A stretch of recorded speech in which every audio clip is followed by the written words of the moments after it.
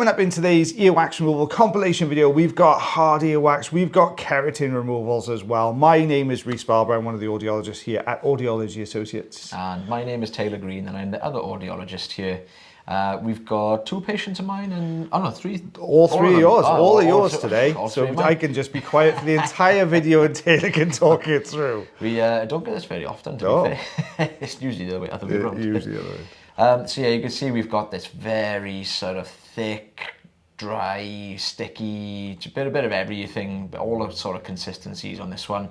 What I'm trying to do here is peel this like old wax off the ear canal. Because you normally find they can be attached sometimes with a very thin layer of like dead skin or keratin. But yeah, this is just really old wax that we're trying to remove here. Looks a bit. I was going to. Sorry, no, you're okay. I was just going to say it's the consistency. I remember, when people have like dates and stuff at Christmas, yeah. that kind of that sticky but still a little bit solid consistency to it. So I'm just giving this a little bit of a wiggle here just to see how much we've actually detached this off the ear canal. Because I was kind of hoping that once we took the sides and the bottom, away from the ear canal. Usually they will just kind of slide out nice and easy, but still kind of holding on a little deeper into the ear where we obviously can't see where it's holding on. So now that we've created a little gap underneath, I've just popped a little bit of oil in just to get underneath that to almost kind of act like lubrication. Now we're gonna be able to slide this out nice and easy, just getting a good grip with the standard size Zollner tube. There it goes. There we are. There it goes. Yeah, can be quite tricky, these ones with the really thick, like dense hair. There's not a huge amount of hair in this plug, but sometimes we get where patients have had like haircuts or they trim their own ears. We get a lot of hair that just gets tangled up and just matted in amongst that wax plug. And it kind of acts like a mesh in a way in a lot of cases, and it can really make it difficult for us to remove. Yeah, it just stops that suction grip, doesn't it? Yeah. Guys, don't forget, if you do enjoy the videos, you can always like, heart, share, follow and subscribe for us. And if you have ear problems yourself, you can check out the link tree in the description, and then it takes you through the website, and anything you want to know about me and the lovely Mr. Taylor Green, it's all on there for you as well. So you can book yourself an appointment, come and see one of us. Yeah. So this is yours as well. Yeah, another one again. Keratin. We got it. I just wanted Rhys to come on the video with me today. I just here to balance the imagery. I think I just the other side. So we got the standard size on the tube again. We've swapped straight over now to the fine end to take away these last little bits, more so just to keep the noise down. And that's quite important, isn't it? When you're doing this? Yeah.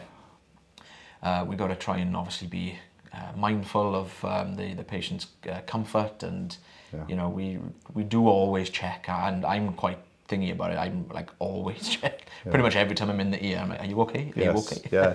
Well, there was some research by a company here in the UK called the Hearing Lab, and they put out some information about the sound levels inside the ear canal when you're using suction, and they gave some advice based on that, of how deep you should go really with certain tools and with suction tools, and you should switch down, and how long you should be spending in the ear canals. So that was really interesting read. So we're kind of really bearing that in mind as well in our practice now, which is really, really good.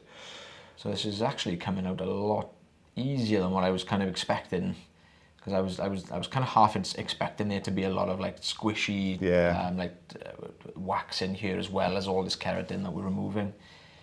But it's coming away really nice. We got a little bit of a chain of wax coming out here now, a chain of keratin coming out here in a second.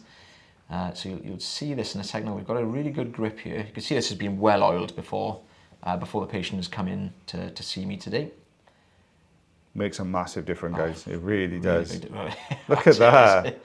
That is amazing. Like ball and chain. It is. It's like one long. It almost looks like those old-fashioned sweets. You got the two sides of the wrapper. You got to pull. It looks a bit like that. So we got 2.5 centimeters. Yes, about an inch. Yeah. Did we do the measurement in the first one?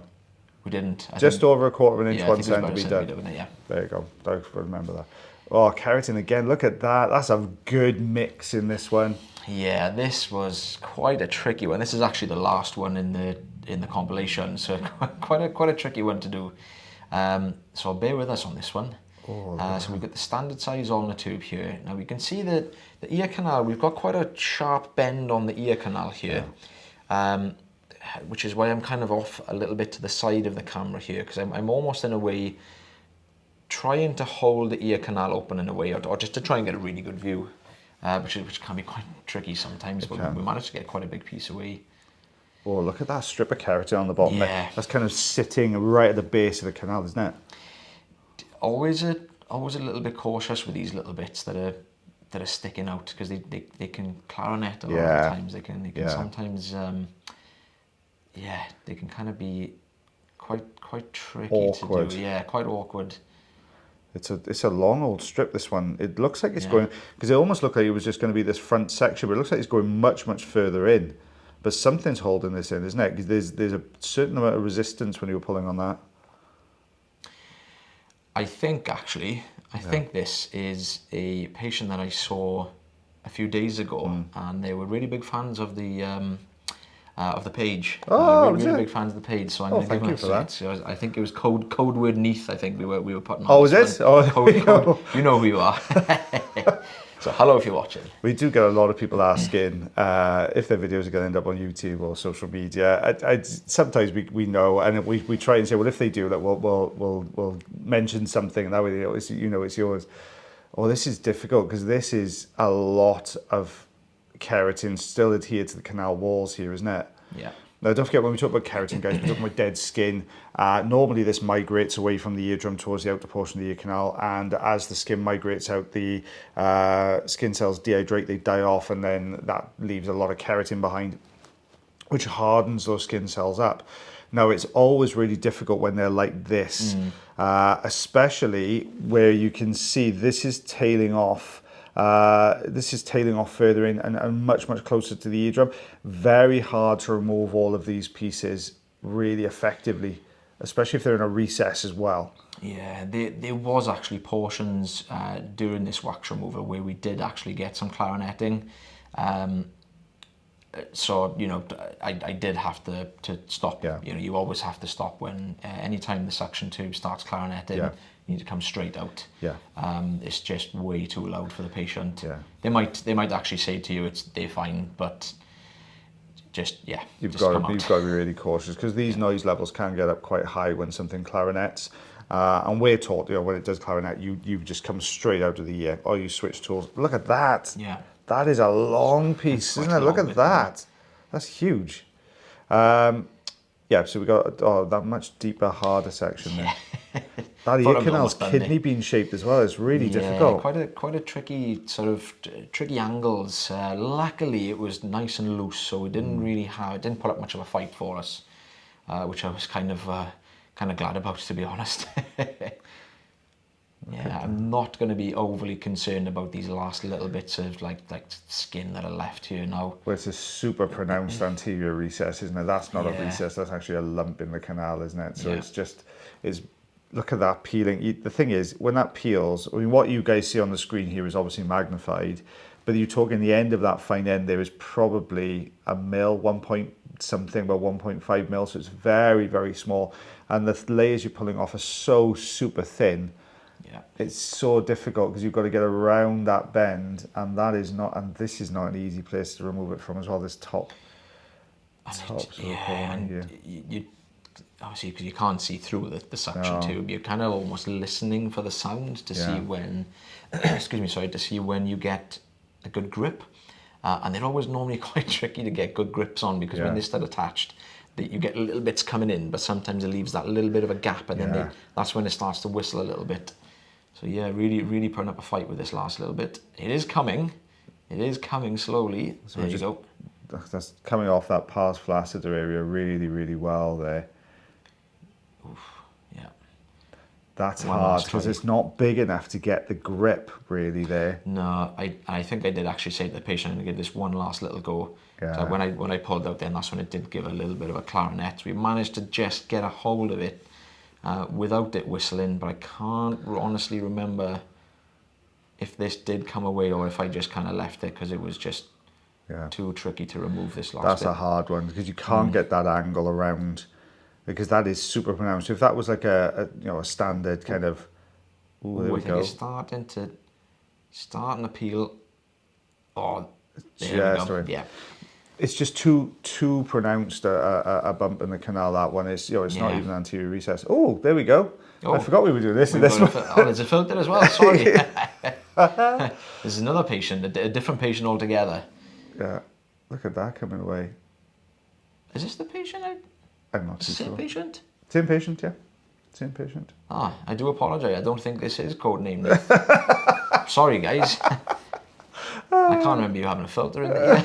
This is a different patient altogether. I do apologise, guys. I think this may be on a different one. So when we're talking about filters, we're talking about, this is basically a little plastic piece you put on the end of a hearing aid, and it stops wax from getting into the electronics of the hearing aid. Yeah. Now, they are designed to be removed, so they are designed to be removable, so you can change them when they get a bit blocked up. Yeah. And that's what's happened here, is that basically I think it was probably put in a little bit loose and it's come out in the ear canal. Yeah. Was the patient the way they had that in there? No, they saw the filter was off their hearing aid. Yeah. I remember this one now. They remember they put a filter on, brand new filter. Yeah. Popped it in the ear. Didn't think nothing of it. Like a day or two later, realised the filter wasn't there, and they were like, "Oh no, where's the filter gone? I placed this like 2 days ago." Yeah. It's usually something that on average needs to be changed about roughly once every 2 or 3 months. Yeah. Usually a bit more often with people who have issues with wax. But oh, God, skin, all very, that very thick, soft keratin. This one, it either goes rock solid or you get this really tough, softer keratin. They both have.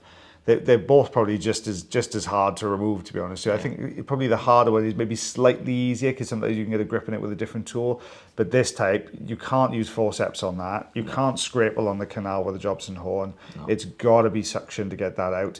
It almost looks like a very thick skin on like gravy or custard. Is that kind of consistency, isn't it? Oh, yeah, that's a good one. When you leave gravy out for too long, and it goes you just cold. Got a really thick skin on the top. That's exactly what this is underneath. It's coming away, thank goodness. But that's probably similar to the sort of consistency, that very, very last bit of keratin we were taking away in the first ear canal, isn't it? Yeah, it's really tricky to do. I know you like a skin peel. You do like a skin one. I love doing skin peels. I personally, I'm not a huge fan of them, to be completely honest. I just prefer the big thick plugs that just come out in like one go. They're like perfect for me. Oh, don't get me wrong, I wouldn't want a day of them. Oh, because your arm would be like this at the end of the day. Because it's such fine movements you've got to do. It's a difficult one. I know we've had a lot of questions recently, recently in the past, as well as recently. People saying, do you rest your arms on anything when you're doing these procedures? But we don't. This is like a free arm sort of movement. We're constantly hovering our arms in the air. Like that's just for size, just to show you how small these filters are. They are tiny. Oh, and we got 5.5 centimeters there. It's quite a beefy. 2.25 inches. Well, guys, don't forget, if you did enjoy the video, you can always like, heart, share, follow, and subscribe for us. If you've got ear problems yourself, you can check out the link tree in the description. I will take you through to the website. As always, guys, take care of yourselves. Take care of your ears. And take care of one another, and we'll see you for the next video. Bye, everyone. Bye.